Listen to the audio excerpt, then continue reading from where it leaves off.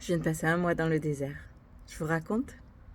Je suis à l'aéroport, à l'embarquement, dans la cafétéria rose. Et je me souviens de ma première fois. J'étais pleine de peur. Aujourd'hui, ça me fait tendrement sourire. Le premier jour, il a fait très chaud. Entre la chaleur et le voyage, je n'ai fait que dormir, entrecoupé d'éveils courts. Le guide est aux petits soins, sans surprise mais très agréable. Le soir, on est allé sur la dune.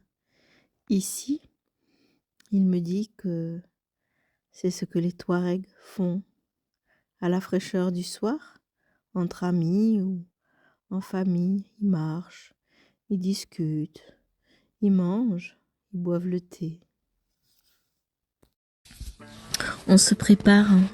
La liste des courses, la voiture, la bouteille de gaz, l'essence, les derniers appels. Environ vers 15h, le départ.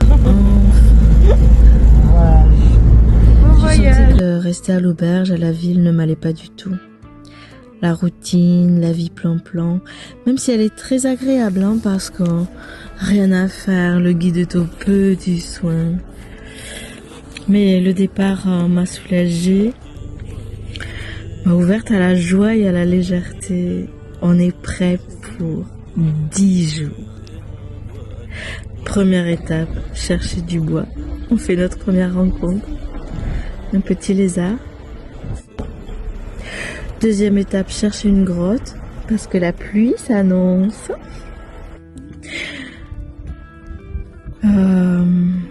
C'est ma rencontre avec le désert, enfin.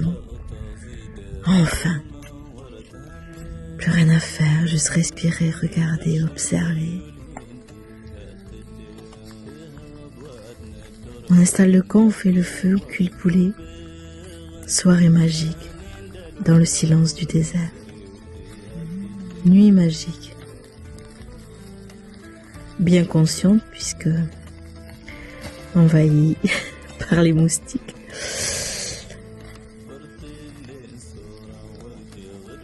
Les étoiles, le silence, la lune, les rochers.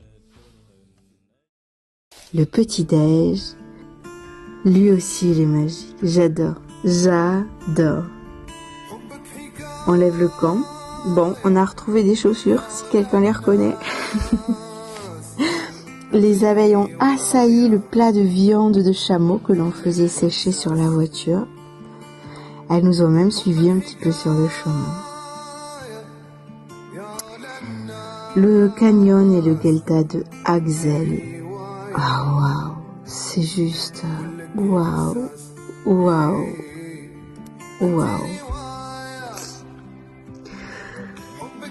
L'entrée du plateau du Tassili.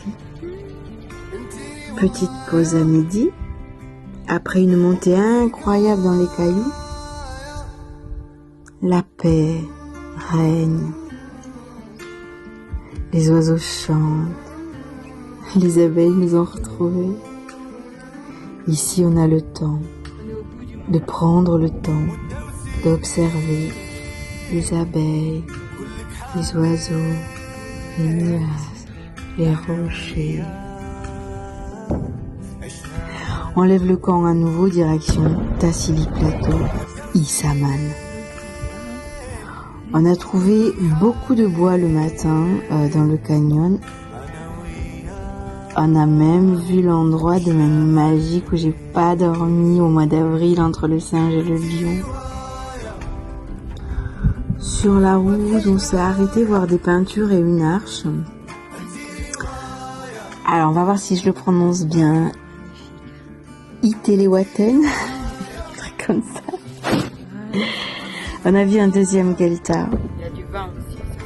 On cherche une grotte pour la nuit. Et le soir, c'est macaroni façon Hamdi. C'est juste incroyable. Il râpe des légumes, carottes, oignons, poivrons, bref, ce qu'il a sous la main. Il fait revenir à la marmite. Il rajoute de la sauce tomate.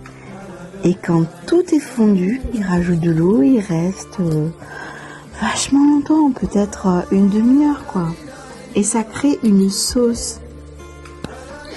Là, il rajoute du chameau séché, ou faisant des, je sais pas trop, avec la bosse de chameau et du gras, mais c'est fabuleux.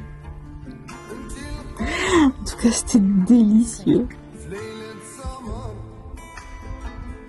Et puis, il m'a raconté un petit peu sa vie nomade quand il était enfant. C'était un beau moment.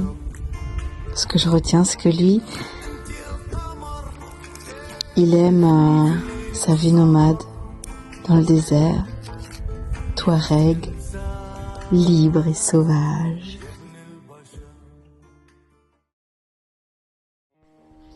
Aujourd'hui, nous sommes partis nous baigner dans le Guelta. Je voudrais vous parler du son. Ici, il a une autre dimension. Les bruits de pas, les fourchettes dans l'assiette. On les entend au loin.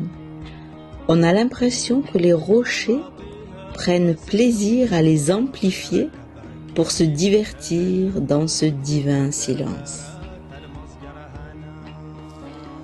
À la fraîcheur du soir, nous avons fait une deuxième balade. Le guide m'a emmené voir le plateau du Tassili. Nous avons croisé de l'oignon sauvage du désert, de l'armoise, un oued magnifique, une forêt de rochers, mais aussi des cabanes à chevreaux. Il me dit qu'ils les mettent là en attendant qu'ils grandissent. J'adore ces moments où on fait rien, on est juste allongé comme ça, on regarde le ciel, les nuages, les oiseaux, les rochers. Pas de mots, ils sont inutiles ici. Puis, il est l'heure, on s'installe pour manger. Je jubile, je suis au paradis. Ma télé, tous les rochers qui s'illuminent par les éclairs ici et là. La lune qui nous offre sa lumière et sa douce présence, qui parfois se cache derrière les nuages, parfois nous sourit, bienveillante, avec son halo. Et le couscous au chameau séché.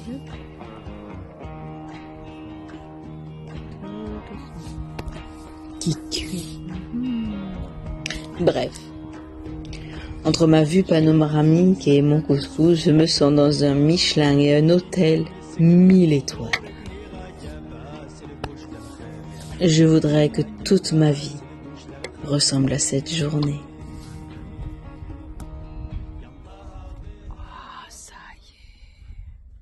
On lève le camp. Au revoir Issaman. Merci pour ton Guelta, pour la balade, pour la paix vraiment tranquille. Merci pour ta lune, pour tes éclairs. Et merci de nous avoir épargné la pluie. Il a plu tout autour et nous avons eu que quelques gouttes. On refait le chemin à l'envers. Les cailloux, le gardien des Touaregs, Itelwaten, Axel. À la recherche de notre Guelta, Tamassa. Le guide m'a laissé à l'ombre et il est allé remplir 3 jerrycans. Nous avons déjà vidé 60 litres en 3 jours. Je n'ai presque plus de batterie sur mon téléphone et le chargeur solaire ne fonctionne pas. Donc plus de photos, plus de films. Quand j'observe le guide, je suis admirative de son adaptation à vivre dans ce lieu si aride et d'avoir cette douceur dans les relations humaines. Je me rends compte de la chance que j'ai de vivre cette aventure. Le mot qui revient souvent, c'est jubile. Je regarde la vue splendide. De mon point de vue, d'un côté les dunes de Tamassa, de l'autre le oued Telutedjar. Puis je m'amuse à écrire, à dessiner dans le sable. Je retrouve mon âme d'enfant. J'adore jouer avec le sable, voir d'où vient le vent, m'enterrer les pieds. J'aime ces pauses où on peut entendre le vent dans les cailloux, dans les buissons, dans les sillons de sable, dans les rochers. Moment de grâce. On lève à nouveau le camp, cette fois direction le Oued Telutedjar. Je râle de ne plus avoir de batterie. C'est pas le terme exact, mais le guide sent que je suis triste de ne pas pouvoir filmer cette beauté vertigineuse. Tillelen, une beauté à couper le souffle, une immensité de splendeur qui te met face à ton humilité. Ça gonfle et ça bat dans ma poitrine. Et la déception de ne pas pouvoir filmer ça. Je lâche. C'est ainsi, on trouve une magnifique grotte pour la nuit. Le guide se démène pour que je puisse charger mon téléphone. Avec des simples outils, un couteau cassé, MacGyver n'a qu'à bien se tenir. Il traînait dans sa voiture 2 chargeurs d'allume-cigare qui ne fonctionnaient plus, avec une patience infinie. Il les a démontés, regardés, essayés. Il décide alors de bidouiller quelque chose avec son autoradio qui ne fonctionne plus lui non plus. Et ça marche. Ça fait chauffer, brûler l'autoradio. Et j'ai gagné 5% de toute la soirée, mais ça marche. Place à la cuisine. Ce soir, il nous prépare des lentilles au chameau, comme d'hab. C'est la même base, légumes, huile, tomates et de l'eau, et ça cuit longtemps pour faire une sauce. Délicieux, délicieux, délicieux. Le chameau, lui, il commence à être de plus en plus fort. Le soir, après le dîner, il m'invite à marcher sous la lune, sur les dunes. C'était très doux.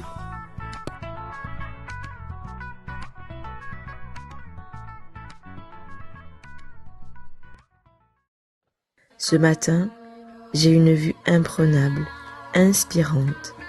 J'ai le cœur léger, avec une joie profonde. Je regarde nos traces de pas de la veille, croisées par ceux d'un chacal. C'est paisible de voir cette croisée des chemins dans l'espace-temps. J'aime voir ces traces dans le sable qui racontent une histoire. Ce matin, on est parti se balader sur le rocher du milieu parce que tout en haut, il y a la Wi-Fi. J'ai trouvé ça drôle. En haut de ce rocher, j'ai observé le paysage de Tillelen, incroyablement magnifique avec sa valse de moula moula. En arrivant au camp, il m'annonce qu'on reste là aujourd'hui. Il cherche encore un meilleur moyen de charger nos téléphones. Il est d'une patience. Pendant la balade, j'ai joué avec le son de ma bouteille d'eau dans mon sac. En fait, ce n'est pas comme un écho qui répond « Eh oh, eh oh !» Non, c'est comme si le son s'étendait, comme si il est partout en même temps. Le glou-glou que j'entends dans mon sac, je l'entends aussi dans les rochers à des kilomètres de là.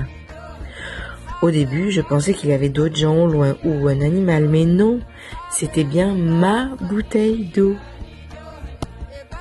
Je me plais à goûter cette paix profonde, cette joie absolue, sans émotion. Et si c'était tout simplement ça le bonheur ? Au réveil de la sieste, le guide me dit « Negla, on y va. » Loin ? Oui. Ok, je me prépare. Basket, crème, gourde, chèche, petit sac à dos, c'est parti. Quel voyage ! Avec cet immense regret du téléphone tellement la beauté du paysage le méritait. Mais ça m'a demandé de lâcher. Il m'a emmené au Delta de Inaï. Splendeur tropicale. Et grâce aux traces laissées dans le sable, il semblait bien que nous étions dans le repère du chacal, sûrement bien caché à notre approche. Puis, tonnerre et les éclairs se sont mis à tonner tout près. Il m'a dit vite, il faut partir d'ici. Si l'eau arrive, elle arrive très vite. Il faut sortir du oued. On s'est pris un vent de sable. C'était incroyable à vivre. Impressionnant de beauté. Je me sentais en joie et chanceuse de vivre ça. Bon, et le soir, c'est spaghetti, comme d'hab. Légumes râpés, cuits longtemps pour la sauce, avec la viande de chameau. C'est sans surprise, mais extraordinairement délicieux. Nous sommes au 8e jour, 6e jour dans le désert, réveillé à 6 heures par les mouches. Une fois debout et prêt à partir, plus de batterie à la voiture. L'autoradio qui chauffait à mon avis, pour rien puisqu'on n'a rien gagné en batterie sur le téléphone. Et là, admirablement, il essaie, il bidouille, il cherche, il bidouille encore, de la plus petite astuce à la plus grande. Mais quelle force mentale! Il décide enfin d'aller sur le rocher où il y a la Wi-Fi pour appeler quelqu'un. Il revient 2 heures après. Quelqu'un va venir ce soir. Je me suis réveillée cette nuit avec un fou rire. Je n'ai aucun souvenir du rêve qui me l'a déclenché, mais chaque fois que j'y repense, j'éclate de rire. J'adore. Je suis fascinée de le voir avec un calme profond à essayer encore, de réparer ou de comprendre comment ça fonctionne. Peu importe le résultat, lui, il y croit. Je prends beaucoup de plaisir à le regarder exécuter ses tâches. Il le fait avec tellement de passion, de patience, de présence, que quand je mange par exemple, ce n'est pas que de la nourriture physique, c'est au-delà de ça. Ça nourrit mon âme, mon cœur, ma joie, et ça prend un autre sens. Effectivement, le soir, nous avons eu la visite de son ami qui est arrivé avec un poulet et du coca bien frais. On a mis la musique. Le guide était plus speed que d'habitude. Il parlait, il riait. Je ne comprenais pas, mais c'était plaisant. Après le dîner, on est monté sur la dune pour faire le thé. Les conversations, la musique, c'était doux. Puis son ami a proposé un jeu. Attraper une allumette plantée dans le sable devant soi. Impossible. Mais c'était bon de les entendre rire et de les voir jouer comme des enfants. Puis leur conversation en touareg. Le sommeil me gagnait. Ils se sont éloignés jusqu'à s'endormir eux aussi. Mais là, dans le silence, c'est moi qui ne dormais plus. La lune était au-dessus de nous. Elle était à son comble. Magnifique, magique. Grâce au chargeur de son ami, merci. 9e jour, 7e jour dans le désert, on lève le camp.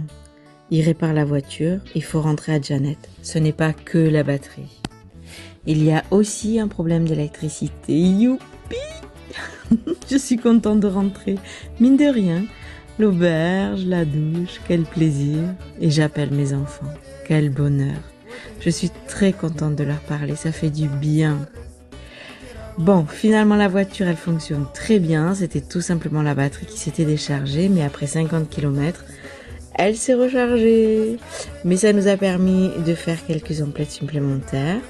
Il m'a trouvé des dattes fraîches. Il m'en a pris une grosse boîte. Hey, vous êtes toujours là, c'est super, ça vous a plu?